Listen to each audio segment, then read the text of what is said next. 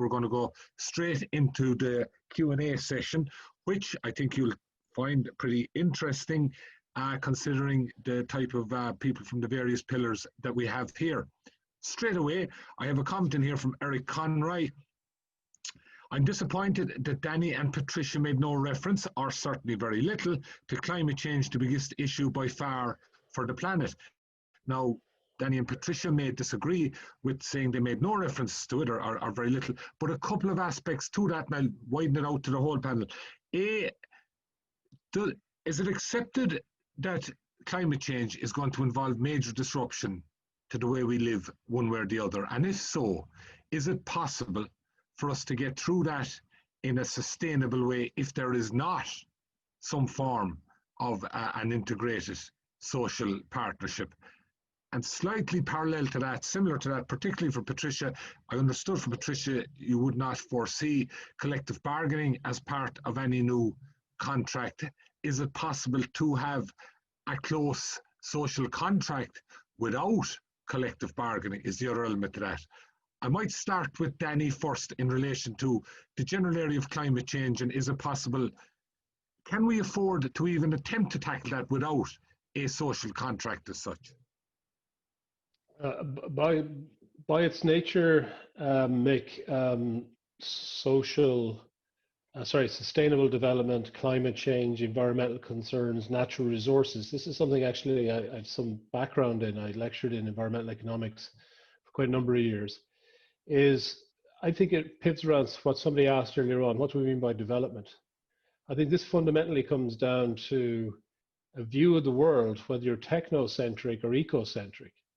And a technocentric view of the world is that, yes, we're facing all of these problems, but our ingenuity and the capacity of our ingenuity is to push that back. This is a weak definition of sustainable development versus a strong one. And to make it more tangible, this is about the just transition, about the boglands of Ireland, and about what's happening to the Bord na Móna workers, which might be a good segue into Patricia, because this is something we would have talked about at a very micro level, is can there be a trade-off in the use of natural resources by some other good? In other words, can you extract the oil from the ground and put your kids to university, and the kids get smarter and then are more enlightened about the environment, which ultimately is much better than leaving the oil in the ground and keeping your kids ignorant? These are the trade-offs. So it's too big a topic to give it any reflection here, but let me put my cards on the table. I'm a technocentric, and I believe in a weak form of sustainable development, that there are trade-offs. And I find that those are absolute on this, are actually statically right, but dynamically are not actually doing society a favor. Patricia, could you come in on that? Yeah, well, firstly, I did make reference to the fact that we want to see a sustainable green economy, and we're very clear about that, and we have written on that extensively in the last while. But what we don't want to do, and what we think the policy should ensure, is, as has been underpinned in the Paris Agreement, for instance, that workers will not pay the price for that. And by that I mean, I'll give you an example. Of the 1,300 workers in Bord na Móna who have lost their jobs as a result of the discontinuation of milling of peat in the Midlands, 1,100 of them have been made redundant. Despite our best efforts, and we haven't given up on it yet, there was no real, for instance, reskilling or retraining program. There was no alternative work program, and people have ended up in a real bad place. Now, the reality is COVID came along as well, and one can't sort of make all of that comment without making reference to that. But there was no sign for the year before that anything was going to happen in relation to replacement employment. And the very point I'm making in relation to a just transition is, I think unless you've been living with your head in the sand for the last decade and decades, then everybody knows there has to be huge reform to achieve and to do all we need to do in relation to climate change. And yes, it will have really sizable effects both on our economy and on the way we live. It's up to us to make that positive. But what we can't stand back and do is, when we walk into crowded rooms, as we did before the pandemic, of Bord na Móna workers who had no future being offered to them, we can't do that.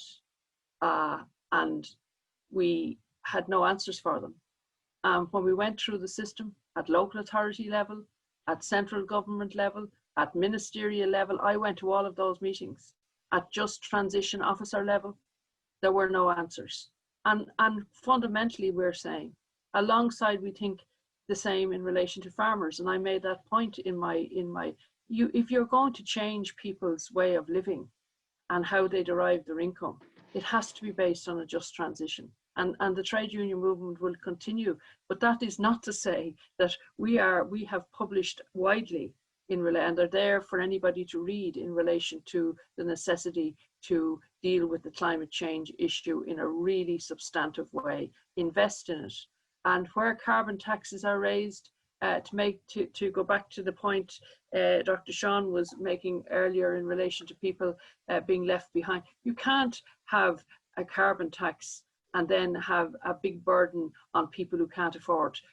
There has to be supplementary principles around that the government have to accept, that they're going to have to supplement people to take account of this. You can't have the less well off in our society to pay for it. So those are the points that we are making, but we are by no means, and that was the point I made in my submission, in my presentation to you.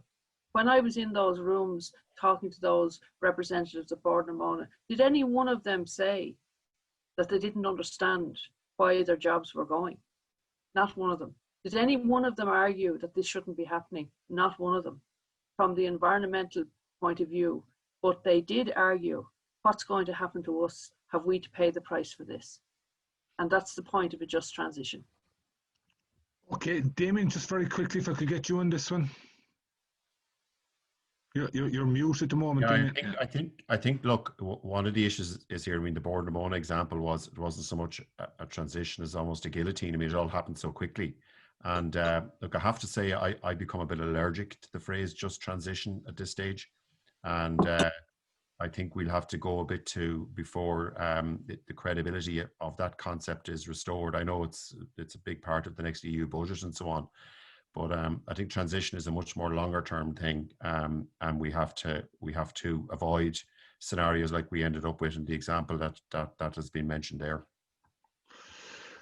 Okay, I just want to, please excuse me a minute, Karen and Sean, just to grab Danny and Patricia before they have to go. Danny, just coming back to you, I mean, can you envisage a scenario?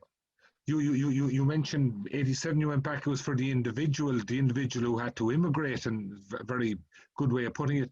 But right now, the need is so great, it's not just for an individual, it's for society, it's for the planet. I mean, do you see a scenario whereby the challenge that we're facing into in climate change will not be possible unless there is a social contract? Well, first of all, principle subsidiarity, right? So Ireland has a contribution to make, but not much of a contribution in the overall climate aspect. And nothing that I said on technology was about solving the climate change. It was about adaptation and about the trade-offs that go there. So I'm not saying that climate change gets reversed by technology, it gets to an adaptation. On the local matter between the individual and society, where our failures as a society at the moment are in the collective. And I made some reference to the educational point of view earlier on, is that right now, individualism is giving rise to market failures where people will not actually contribute to this state. You can even just contrast that in their willingness to pay for subscriptions for private satellite services versus illegal. You can argue the toss about it, but it is illegal. You go to jail if you don't pay your TV license. And yet we see the amount of evasion by people who say they won't pay what is actually, in relative terms, a really small amount now. I'm only using that as an example. It's not that their TV, the equivalent of the TV license back in the 1970s, somebody said, is about 1,200 euros in today's terms. That's why people used to have to get saving stamps to buy their TV license. Yet people still pay roughly about the same amount of money for their TV services in today's terms. It's just they give a fraction of that thing that's called public broadcasting. This is not appeal about RT. I'm just giving a very tangible example of rich societies unwilling to pay for public type nature goods. That's our big failure as a society right now. That's what social dialogue would have to try to correct. Where do you come in that, Patricia?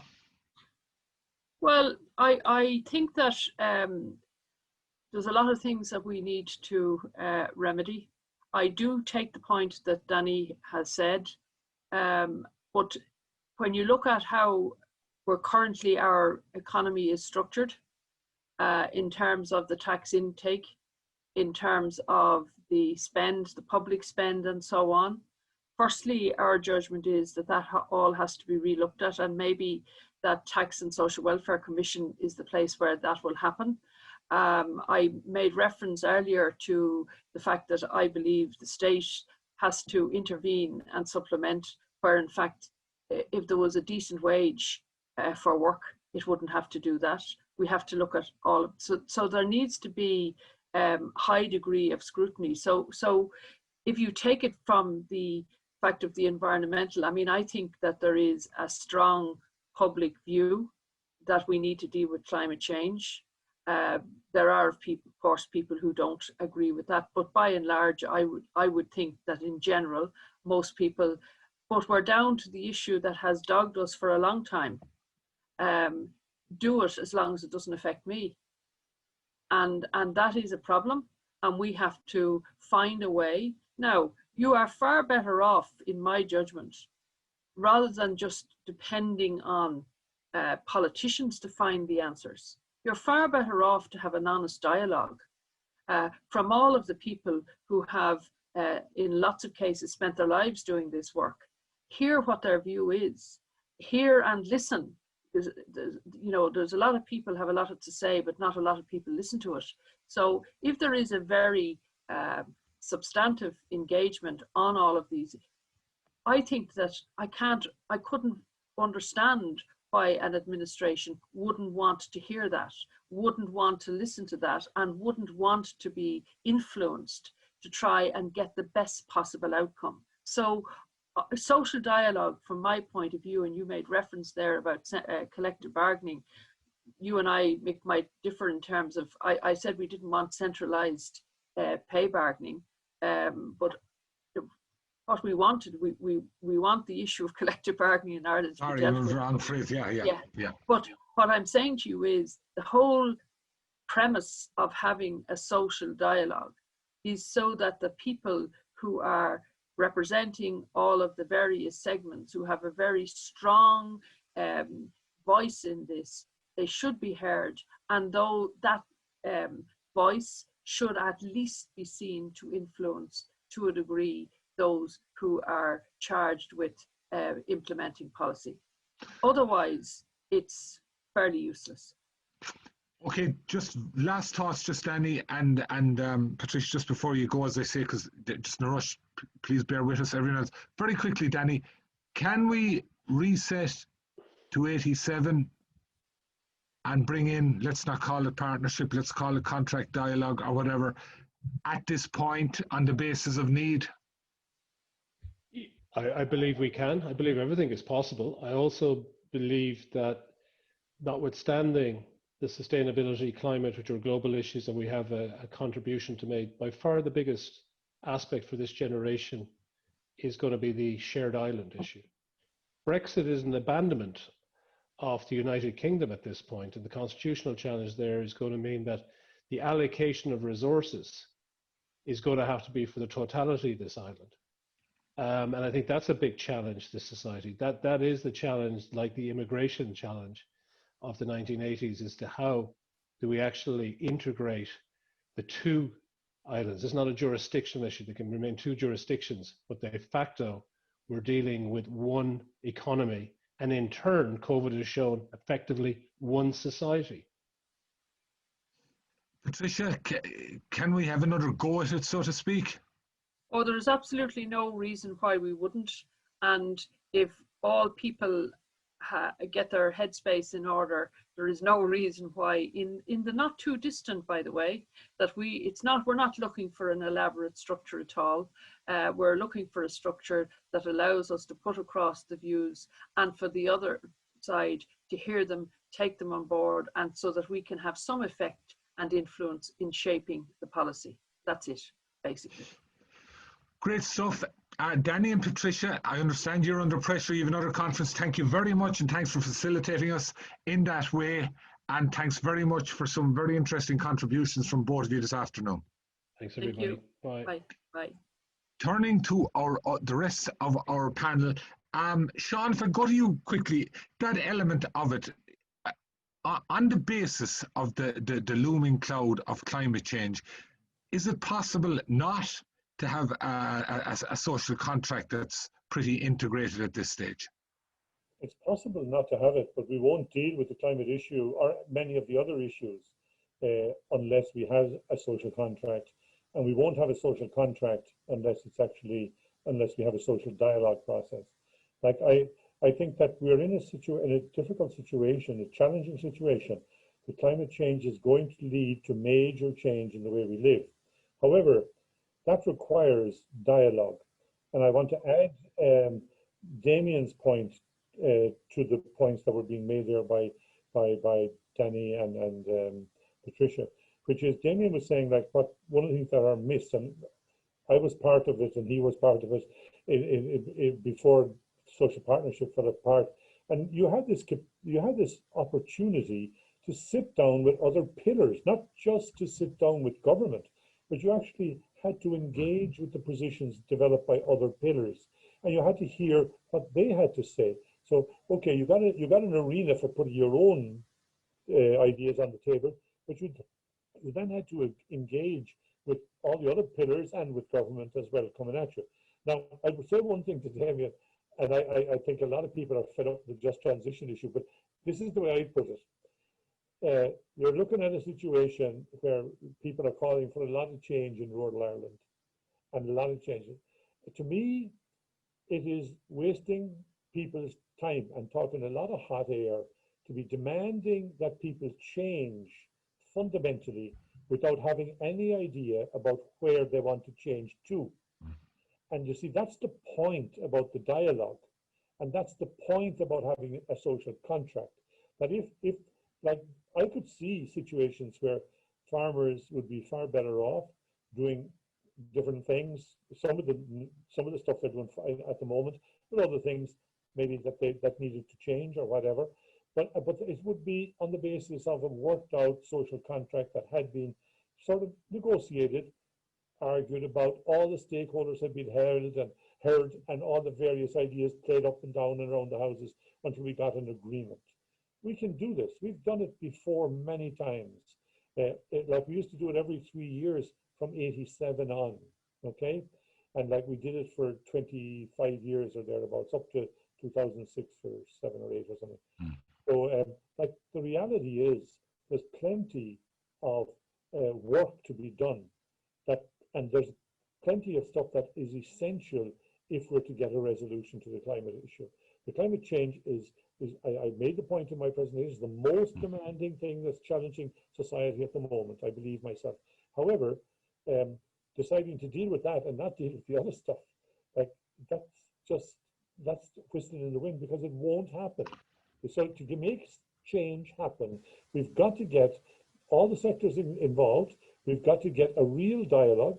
We've got to get some kind of an agreement, a social contract, and then we're in the position to really deal with both the situation of the people, the climate problem, but also the just transition to where.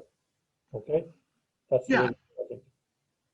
Karen, just turning to you there in relation to that, Damien mentioned earlier the value of a forum whereby, and just particularly again in relation to the climate change, whereby, for example, people coming from the environmental pillar would be sitting down with farmers and we can have dialogue across the table as opposed to megaphone sort of exchanges whereby nobody's understanding the other, or you know, we're back to echo chamber kind of territory. I mean, would you see big advantage in that as well? Yeah, absolutely. That was actually one of my points I wanted to come back to, was the point that Damien made and his question around, can we find common ground? Absolutely, I think we can, and we would very much welcome the opportunity to sit down and have a proper dialogue where we can thrash out and grapple with all of these concerns. I mean, the fact of the matter is, you know, I think it can become dangerous when we talk about blame and, you know, when we blame different behaviors and actions for the situation where we now find ourselves, which is, you know, we're facing climate breakdown and mass extinction.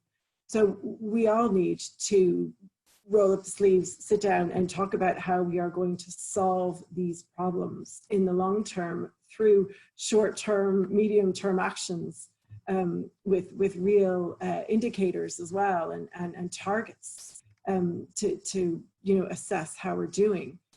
I think social dialogue is absolutely the key to doing this. You know, you can't just say to somebody, you know, you have to now switch over your boilers immediately tomorrow without proper supports. So supports around information, finance, and also, you know, the circular economy provides lots of opportunities for employment in terms of local jobs, regional jobs. You know, I do think that there is something missing in our current models of participation and certainly influencing the outcomes and shaping the debate. So, I mean, we would certainly very much welcome a dialogue with farmers. We find through engagement that there is much more we agree on than the airwaves might suggest. And we also, it's really fundamental that farmers are supported properly and appropriately to adapt to climate mitigation practices and also to protect biodiversity on their land. I mean, just as you mentioned earlier, and you showed us some very graphic detail there in terms of the declining income of farmers, and I suppose in the crudest terms, the declining relevance perhaps in terms of the overall economy to some extent now, and obviously not in terms of food supply and what have you.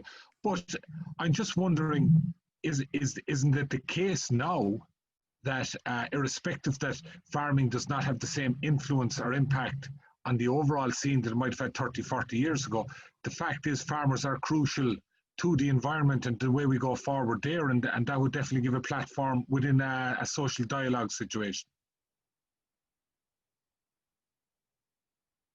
Mute again. On mute there, yeah. So I think, well, look, I suppose it depends on how you look at economic output. I mean, you know, as Danny, I regularly heard Danny making the point, and he made it again today, about how dependent we are on foreign direct investment. And, you know, if you look at agriculture in terms of the expenditure of the income earned in agriculture, is 90% of it is spent locally. I still think it's highly relevant. And I, you know, during the last economic crisis, I think it would have generally been accepted that, you know, farming played a key part in rejuvenating the economy at that time. But look, you can argue it over and back. I think farming is still going to be a very, very important part of the Irish economy for the foreseeable future. And I think the challenge there, and I think the vast majority of farmers recognise their responsibilities in relation to the environment. They're more reliant on it than anybody else, and they meet the impact of climate change. You know, they feel it more than anybody else because it directly affects how they do their business. So, like, I think there is a willingness amongst farmers there to engage. I think the nature of how the engagement is done is important, and like I would agree. I mean, as Karen said, I think there is potential. There are lots of things in common, and I think, in fairness to Eamon Ryan, for example, I mean, I think his narrative on this has changed a fair bit, that he also talks about an ability to protect the environment while increasing farm incomes. And that keeps farmers farming. And I think that's one of the issues about the just transition that, Sean referred to it, where are we transitioning to? Look, most farmers who are farming want to stay farming. They're prepared to take on more environmental ambition, and they have been brilliant at adapting and take, like you look at the green low carbon agricultural scheme, you have 50,000 farmers in that. If the incentives are right and it's done right and it's logical, farmers will adapt. I think there's potential to, like, if you look, for example, I saw some of the questions in the chat there and that, like the potential for sequestration on farms, carbon sequestration, I think could be harnessed more. And again, we've got into a kind of a, forestry, the whole forestry thing is a total mess now. I mean, it's a policy mess, the licensing system. Farmers who want to get into forestry are running a mile from it because of their terms and conditions and all around that. But there's potential for a different type of forestry as well. I think, I mean, it's there's lots of models there that could be looked at if they were properly incentivized and they were logical and farmers could stay farming while doing them. I think they'd be up for that. Great, just to hit on a couple of comments and questions from our attendants here, and my screen jumped there. Oh yeah, just a few quick things. One, I don't know, can the speakers elaborate on why some are getting fed up with the concept of a just transition? I haven't noticed anyone among our panel being fed up. Maybe that's a reference. Maybe I said it. I said I was a bit fed up with it actually, because it goes back to the point. What are we transitioning to? And I mean, the first, like most things, when you start out on it and you launch a new concept, like the phrase "just transition," yes, most people still wouldn't necessarily know what it means, but it was never heard tell of until a number of years ago. It was kind of a scheme. It was dreamt up as a concept to say, well, look, don't worry about losing your job. We have a great new future for you here. But the problem is, what is what is the transition to? And we've a danger now because of what's happened in Borden and Mona, that the concept has been discredited. And like when farmers tell me this transition, what that means to me is they want to get me out of farming. That's what it means. And I think we need a more nuanced approach to it. And the concept is good and all of that. I'm just making the point there's a danger. We have damaged the brand of just. Yeah, no, that's a fair point. I mean, the concept, I think everybody would agree with the concept, but as you say, the interpretation of it and perhaps the messaging of it is and the reality of it so far hasn't been good. Pardon, Damien? I said the reality of what just transition looked like. The reality of it. Yes. Part of it is not great. I would Sean, what do you... I just draw attention to, in the chat, Jean Moore from the National Economic and Social Council draws attention to work done in this area by NESC, and she has a link to the NESC website, and that might be useful. Damien and myself and Danny and Patricia and Karen are all on the National Economic and Social Council, and it's the one arena that we have in Ireland today that brings together the various, what used to be the pillars. They're still the pillars really, and they come together. And we've been trying over the years to do various things. We might have been a bit sidelined from the role that we used to have, but we've done a lot of fairly useful work, some of it on just transition. It's only a beginning. The point that Damien is making, like, this needs really serious discussion, really serious dialogue, and really serious attempt at trying to come to an agreement so that we could have a social contract, that people would understand that if I do this and that, the state will do this and the other, employers will do that and need this, and and so the thing hangs together. And people then know that if we're going to deal with climate change or whatever the issue, poverty is another issue, social housing is an issue. There's a whole stack of things that we need to address, that we could usefully do this with. And the idea would be that those ideas, the various stakeholders would come together and would hear each other out and argue the case until such time as there was a sort of a worked out, agreed position. And as I said, we spent 30 years doing this. We can do it again. Karen, when I hear just transition, just, you know, the phrase initially, what I get from it is we're going to have to transition. Let's just make sure nobody's going to be bearing far more than their fair share, be they farmers, be they workers, carbon taxes, whatever. I mean, how do you interpret it? Yeah, I mean, it was initially sort of coined to make sure that those most vulnerable to the transition to a low carbon future were protected. So whether, you know, their livelihoods and incomes were protected. So I think what we've seen, and certainly from discussion today, is that it hasn't really worked in practice as it should have been. So in order for that process to happen, people need to be communicated with early, fairly, honestly, and properly engaged in the process. You know, it's, so I think, you know, for a long time, we certainly have been arguing that there should be dialogue specifically around just transition. What does it mean? What is that future? And what does it look like? And how can we support the, you know, the most vulnerable to a change? I think the main thing, Mick, really is that change is happening whether we like it or not.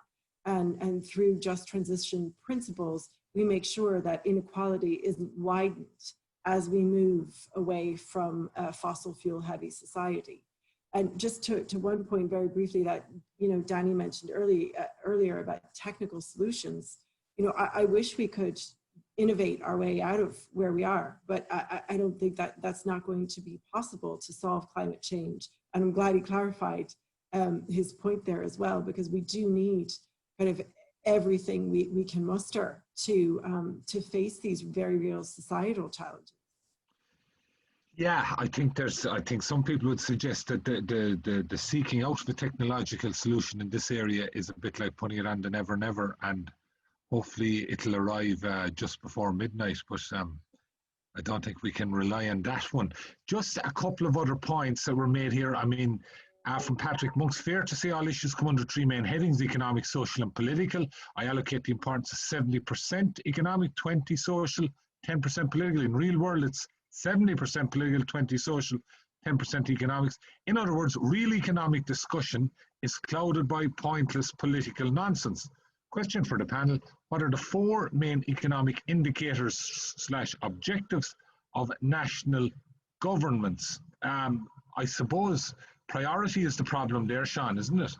Yeah, to me, like, I spelled out five, so give me space on one, right?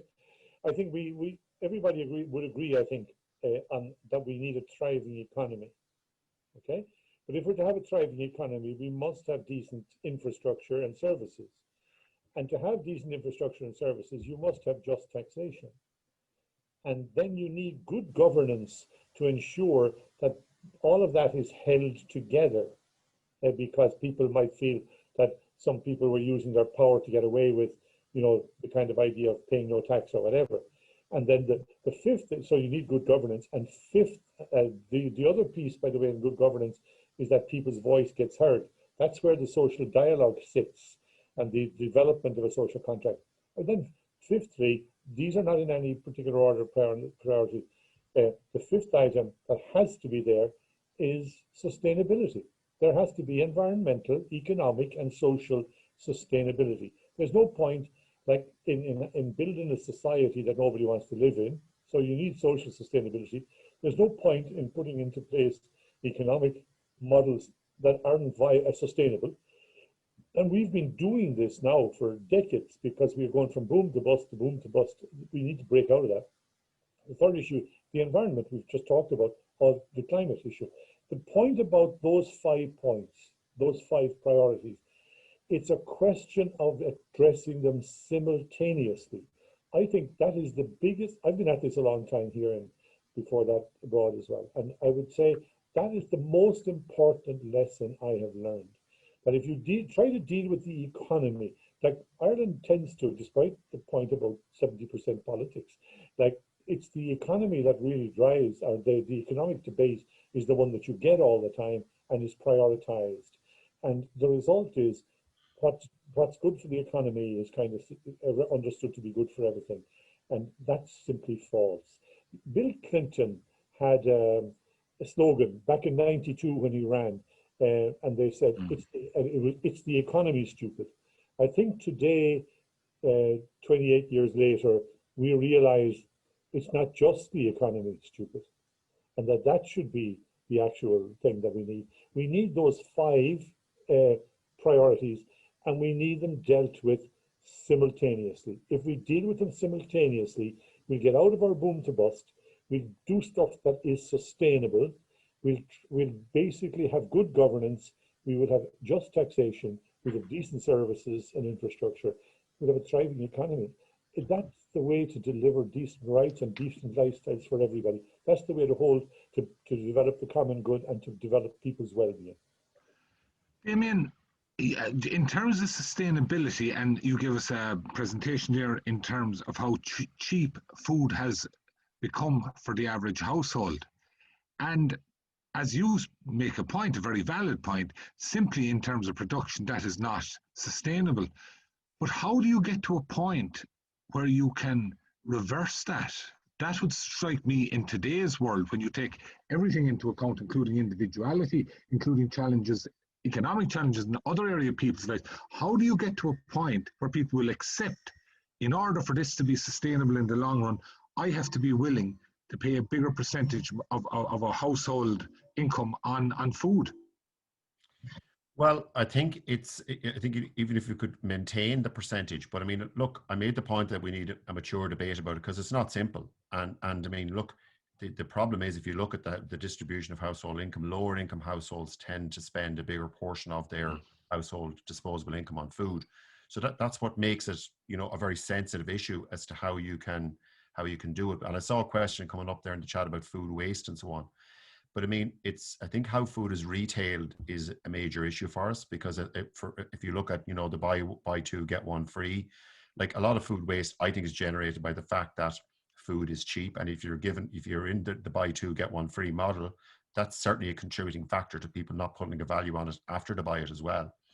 So I think it is there is the government to have a commitment in the program for government for a food ombudsman to be introduced. And that's an interesting concept as to how that might work. I think at EU level, there's, you know, a bigger focus on trying to eliminate unfair trading practices, and there's a new directive there. That might be some help, but it really is about saying, I mean, and the Green Deal might bring this to a head, because there are suggestions in the Green Deal that, oh, well, if we have 25% of our land farmed organically, you know, and look what the market will pay a premium for that. The problem is, if we have 25% of our land farmed organically, odds are the market won't, because we have too much of it. And the farmers who are some organic farmers are very worried about that. What does that mean for me if there's a big increase in what's farmed organically? So look, there's also, you can look at things like food taxes. There's lots, I'm not proposing that, but there's lots of, but I suppose it's about trying to start talking about this. We can't continue to do it that trend that I showed there. I think everybody accepts it's not sustainable. And if we do get food shortages and we get into problems, you know, we run the risk, I think, of ending up with a Europe that's not going to be self-sufficient in food, because logic will tell you, if you continue to reduce the price, and as I said, the next generation of people going into farming, they're going to be more dispassionate about this. They're not going to stay doing it. So it is vital for sustainability of food and the environment that we do change things. I think we all agree we need change. And I think this is where there is the potential for real engagement involving all 5 pillars on these issues, because, as I said, an increase in the price of food impacts more severely on low-income households than medium to high-income households, and nobody wants that either. Absolutely. Karen, just finally from you, the Green Deal is something that we all have to face into. I think, though, I'd certainly have the opinion from observing this, I'm skeptical that the population in general are prepared as of yet to face up to what is required in terms of tackling climate change. And I'm just wondering, from your perspective, a social dialogue, a social contract, would that make that element of things easier? I think it would. And, you know, just further to Damien's point as well about food and how much we pay for food. I mean, I think what we're looking at now, food is a really great example because it's something we all need. And I think if we look at the system now, so we see farmers, you know, the majority of them aren't making enough from farming alone. We see declines in water quality, biodiversity, and certainly in greenhouse gas emissions. We also see people paying too little for food.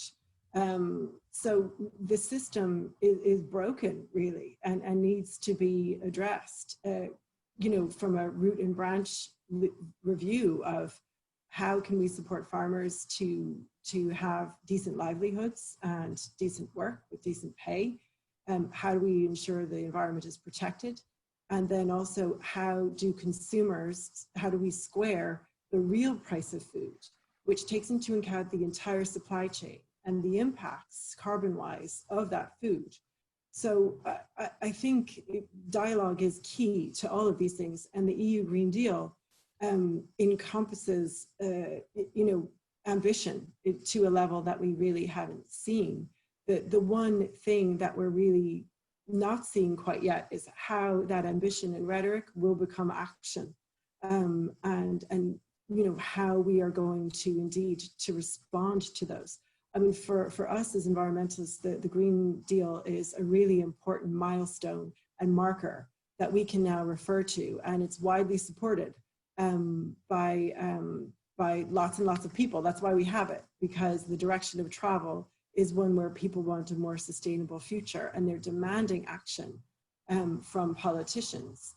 So you know, when we look at how that becomes a reality here and all around Europe, that's when the real tensions and conflicts will arise, and that's really where we do need dialogue. Great, Karen, thank you very much for that. Karen Sosielski of the Irish Environmental Network, Damien McDonnell of the IFA, thank you very much indeed. And Sean, I'll just turn to Sean in 1 minute. Folks, I think it was a very interesting day. I thought we've had some great contributions. Hopefully, it will feed into what is hopefully going to be a national dialogue going into the future. Just one comment to finish off with here from one of our participants, which I think perhaps to a large extent may sum up the day, and that is from Gus O'Connell, who says, another mighty session, and Sean's input really topped it off. A most encouraging day. We are entering the post-capitalist era. We're entering something, we'll just have to wait and see what exactly it is. Folks, thank you very much, and I'll hand you back now to Sean Healy. And thanks, Mick. It's been a wonderful day. If you weren't with us at the very beginning, obviously people here on the screen were, but if you weren't, if you're one of the participants, you might have missed the start. We were saying this is our 33rd annual conference in this series, which is not bad achievement at all. I want to say it was an excellent conference from our perspective, measuring up to the best that we've had over the years. I want to say a very special thank you to the speakers, to Anne Pettifer and Philippe Boucher, who were with us in the first session, to Joe Larraghy and Colette Bennett, who were with us in the second session, and then to Karen and Patricia and Danny and who am I missing? Damien, of course, you're looking at me here, in this particular session. And I think everybody made a tremendous contribution, which is really appreciated, I think both by the participants, but also by the people who have put the work into putting it together. I want to say a very special thanks to all the Social Justice Ireland team. And if I was to highlight one person out, it would be Colette Bennett, because as well as presenting the paper, she's the person who drove it all today. As everybody on screen has known, she's the person behind the running of it all. But she's the person who actually drove the organization of the seminar as well, of the whole day's conference. So that's really, really good. And special thanks to Colette Bennett. The papers will be, let me stay with thanks for the moment. I want to make a special thanks to somebody you've not seen at all today, but you will see his work, and that is Philip Barrett. You would have seen him if he was in Croke Park. because he always does out some very good graphics and infographics on each of the papers. Now, he has been doing that at home, but we will have those, and we will put all of those on the website. So there'll be an infographic summary of each of the papers we saw, each of the presentations, when Philip gets them done, but he won't be too long getting them done. The papers are already available in a book form, all the presentations that were made today, and they're on our website. Just go there, you'll find them right on the front page. And we have Colette was recording all the sessions today, and they will be available on our website in the coming days, and whatever sub-editing has to be done, it will have been done. So we organize these conferences as an attempt to cover not all of the questions, but some of the key questions that arise around a particular topic. Today, it was a new social contract, a new social dialogue. And we offer it as a contribution to the ongoing public debate around these and related issues. And we trust that those engaged in shaping Ireland's future for the coming decades will find it of value. And I certainly hope that Mick is correct, and that we'll be back around the dialogue table in the not too distant future, working on a much better future for Ireland. So to everybody on screen at the moment, to everybody who's contributed to this event, and to everybody particularly who has participated, because we've had extraordinary numbers of participants throughout the day, we want to say a special thank you to each and every one of you. Thank you, and take good care. All the best. Bye-bye.